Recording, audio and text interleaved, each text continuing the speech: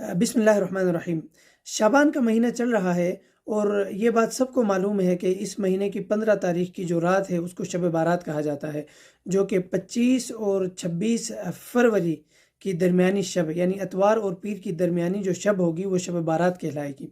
شب بارات کے بہت سے فضائل مختلف احادیث میں وارد ہوئے ہیں، ابن ماجہ میں اور مسند احمد میں، اسی طرح سنن بیہقی میں اور دیگر کتب احادیث میں اس رات کے فضائل وارد ہوئے ہیں۔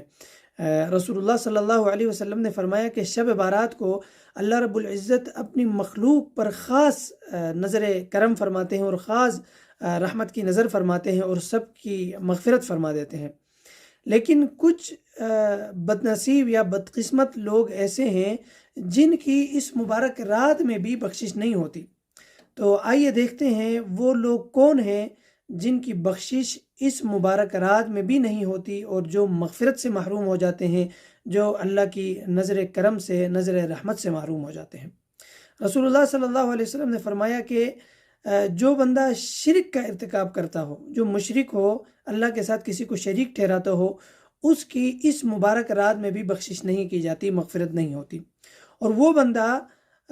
جس نے ناحق قتل کیا ہو، اس بندے کی بھی اس مبارک رات میں بخشش نہیں ہوتی۔ تیسرا وہ شخص ہے جو دل میں کینہ رکھتا ہو، جو کسی کے لیے اپنے دل میں نفرت، اپنے دل میں بغض، حسد رکھتا ہو، ایسے بندے کی بخشش بھی اس مبارک رات میں نہیں ہوتی اور وہ اللہ کے نظر کرم سے، نظر رحمت سے محروم ہو جاتا ہے۔ اچھا، چوتھی وہ عورت ہے جو بدکاری کرتی ہو، ایسی عورت بھی اللہ کی نظر رحمت سے محروم رہتی ہے۔ پانچویں وہ لوگ جو آپس میں قطع تعلقی کرتے ہوں، جو قطع رحمی کرتے ہوں، یعنی آپس کے جو تعلقات ہیں، رشتہ داری ہے، اس کو کاٹتے ہوں، ایسے لوگوں کی بھی اس مبارک رات میں بخشش نہیں ہوتی ہے۔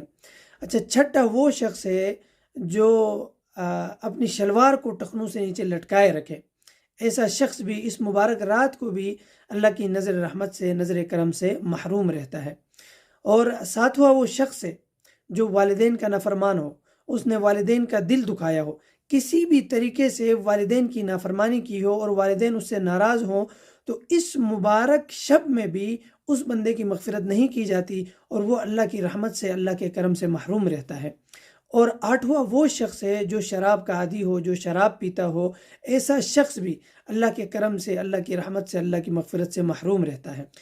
تو آئیے شب بارات کے آنے سے پہلے اگر ہم میں سے کوئی شخص ان میں سے کسی ایک گناہ میں بھی مبتلا ہے تو ہم اللہ کے حضور توبہ کریں، استغفار کریں اور ان تمام گناہوں سے ہم سچی توبہ کر لیں، تاکہ شب بارات کو، اس مبارک رات کو ہم اللہ کی رحمت سے محروم نہ ہوں، اللہ کے کرم سے محروم نہ ہوں، اللہ کی مغفرت سے محروم نہ ہوں، اور ہم اللہ کی رحمت کے، کرم کے اور مغفرت کے مستحق بنیں۔